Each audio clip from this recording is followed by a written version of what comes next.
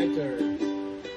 May pumukol sa pipit sa sanga ng isang kahoy. Your turn. At nahagip na bato ang pak ng munting My turn. ibon. Dahil sa sakit, di na nakaya pang lumipad. Your turn. At ang nangyari at nahulog, di parang taong bumigay. Together.